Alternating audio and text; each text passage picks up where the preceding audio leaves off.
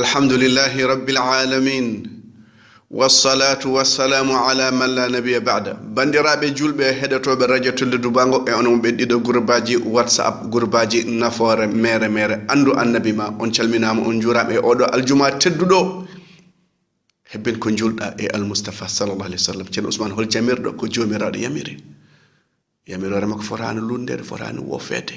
la ilaha illallah o yamirtuma ran ko nafar ma o hadar ma ko bonnantuma sa rewi Allah ko an naftorto yimbe be fo so ndendi ndewi Allah ala ko beydatamo so be ndewi Allah ala ko beydatamo so be ngofi Allah ala ko ustantomo so be darim o rokkibe kambe fo haydara ustaha illa mum makko jomiraado subhanahu wa ta'ala إن الله وملائكته يصلون على النبي يا أيها الذين آمنوا صلوا عليه وسلموا تسليما صلوا عليه وسلموا تسليما أن كردو هند جولي المصطفى صلى الله عليه وسلم sahaba mbimo ya rasulallah hala min e alhaali ma seeɗa ndeysan ƴewno way won simplicité hala min alhaali ma oy naam mi haalano on min komi duwaw babam ibrahim on ciftori ko annabi ibrahima duwi to makkatal mukarram tuula hela rabbana wab'ath fihim rasulan minhum يتلو عليهم آياتك ويعلمهم الكتاب والحكمة ويزكيهم إنك أنت العزيز الحكيم لا إله إلا الله النبي إبراهيم إسماعيل بأمت نقولون دكابة إبنياغو ربنا تقبل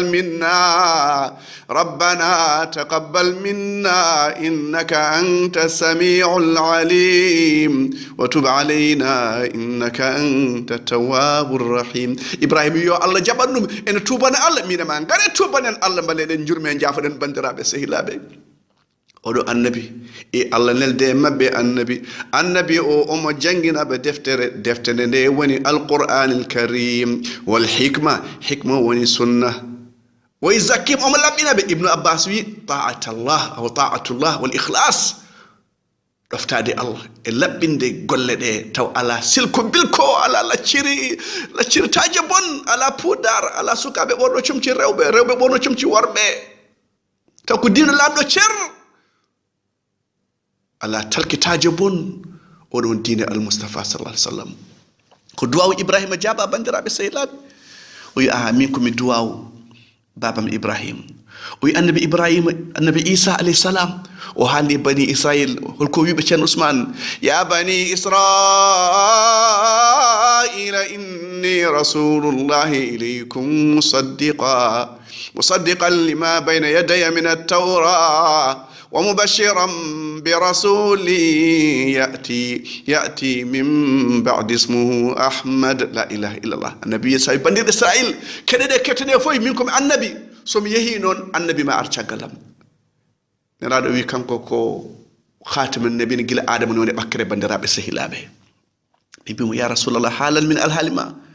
ويكم الدعاء بابم إبراهيم النبي إيسى hokki kabaram bedar o yumma ko ndeysan yaay boy teddudo o yi leral yelte makko ha yelti galleji busra en kalino hanki o njami muynine to bani saadam ko ken firrito be seeda en bad rotro darsa hanki o bandirabe ska on parle français on dit rotro bandirabe julbe dudden ciagal seeda o yido gonno mine bandirabam to bani saad e min gayna borti o yi warbe ngari e be bonni cumci daneji be gaddi tasa kangi odon gandi tasaka holko wonno hen bandirabe vous les docteurs et les doctorettes vous savez que signifie la glace ben gaddi tasa ene wadi glace bandirabe silab ndiyam formudam bubdam onon docteur e odon gandi odo hikma odon gandi odo leçon odon portirde hen leçon bernde so yaltinama be sikki c'est la wadi transplantation watte koy glace ne malaikaji ngari be gaddi tasa ene wadi galas ndiyam formudam ndiyam bubdam wayna marmalle ni suka marmalle les jeunes et les jeunettes ko glace gardo way tobo o wiire ko marmalle sukabe on ko ganda dum hewbe ganda dum o wi malaikaji gaddi tasa kange ene waɗi glace ɓe ƴettin ɓe ceeki redam ɓe jaltiri toon hettere ɗum ko nde opération watte nde ɓe jaltini hettere nde ɓaleere kurum ɗum ko ha gueɗal seyɗan alama ko gueɗal al moustapha sallah sallam diine o ala ko jilɓi hen wonti diine o kene leeri nañ ɗum waɗi o yimmi oppini o ɗiɗi ene leeri jamma mum e ñalawma mum foti son nangtima hen on majjata abadan woni deftere Allah nde e sunnatal moustapha sallah sallam bandiraɓe ɗum no nangtoɗon nangto al moustapha ganduɗa gila cukalel de ko denaɗo oɗo sa nangtaki mum e Allah hollu min gonga min dawa hen hollu min fenani min goppa ɗum la ilaha illa muhammadou rasulullah o wi ɓe ƴetti glace o ɓe lawƴi ɓernam ɓe lawƴi omo ƴeewade o waɗaka anesthésie général la ilaha illallah ɗum hulɓini bandiraɓe miijoɗe ɗum wat ko wiyete a verbal picture ko mbaɗa natal pawa ɗum yeeso ma jiya cukalel reedu sekama ɓernde yaltinama glace ɗe waɗi aɗa ƴeewa mbiya cikka ko ɓiya mbiya oɗon deke gila ne famɗi ko denaɗo ko cuuraɗo ko cuɓaɗo woni al moustapha sallallahu alayhi wa sallam nde malaikaji gayno ɓe dutti ɓernde nde hen goto mi wi goɗɗo o wi pesdumo e sappo e leñol makko o wi aha o ɓurtimma maɓɓe bandiraɓe julɓe keɗe ɗe pesiraɗo sappo e leñol mum malayka goɗɗo wimo pesdumo e temedere e leñol makko o wi poltimma maɓɓe kamɓe fof la ilaha illa o wimo pesdumo e ujunere e leñol makko o pesdimo o wimo oppumo o wimo sa pesdimo e leñol makko fof kanko ɓuratami on woni al moustapha sallallah alih w sallam personnalité numéro o bandiraɓe sehilaɓe يا أيها الرسول يا أيها النبي yow sahaba biyata hay hoto ɓamtu tan daaɗe maɓɓe hoto ɓamtu e dow daaɗe maɓɓe kanko almoustapha sallah sallam ya ayuha alladina amanu la tuqaddimu bayna yaday illahi wa rasuli wattaqullah inna allaha samiun alim ya ayuha alladina amanu keɗede ko mbiyaɗon la tarfa'u aswatakum fawqa sawti nnabi wala tajharu lahu bilqawli ka jahri ba'dikum لبعض كجهر بعضكم لبعض أن تحبط أعمالكم وأنتم لا تشعرون إن الذين يغضون أصواتهم عند رسول الله أولئك الذين امتحن الله قلوبهم للتقوى لهم مغفرة وأجر عظيم oɗon kadi noddoɓe mo to woɗɗi ɓe joƴani wallahi ɓe joƴani allah wima ɗum ɗo woni lawol moustapha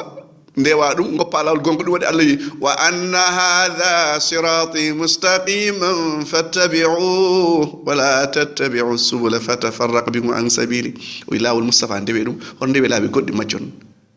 ko ay hujaran duttiɗen إن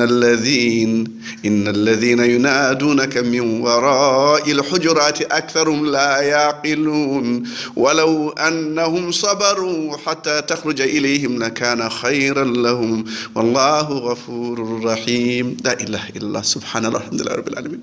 بندراك والله ودو أني بكتد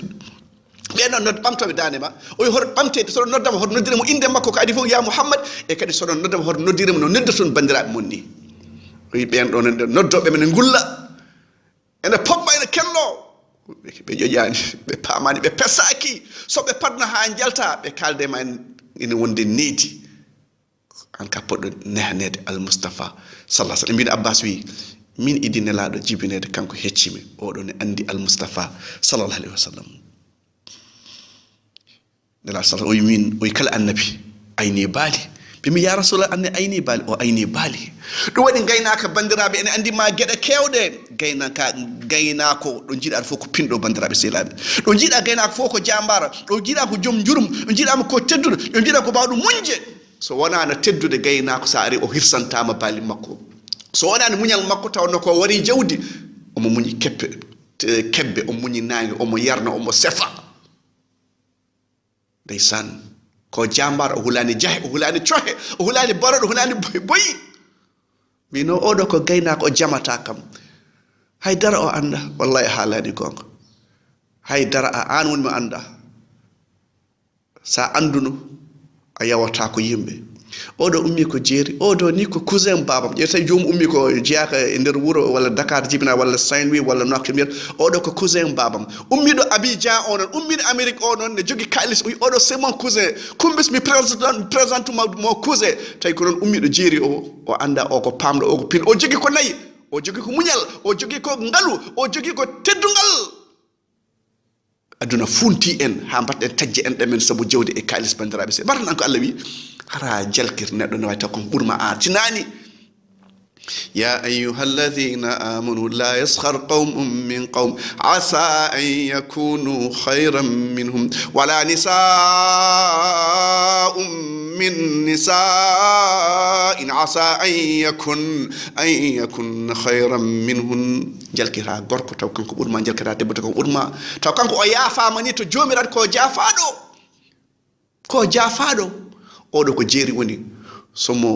egga o eggidey nayyi o eggidey yummakko nayijo o eggidey bammakko ne jooɗi less caali kanko omon yarna bammakko jooɗi less caali kanko omon sefa bammakko nan less caali kanko omon ɓira bammakko less caali kanko omon soggane o nawa Dakar bammakko nan less caali kanko omo yeeye bammakko less caali kanko tan liggoto babiraɗo yo duwonima suuti juuɗum wiye e Samba yelam yo Allah waɗama barke yo Allah rokku en duwaw jinnaɓe subhana rabbika rabbil izzati amma yasifun wa salamun ala al mursalin alhamdulillahi rabbil alamin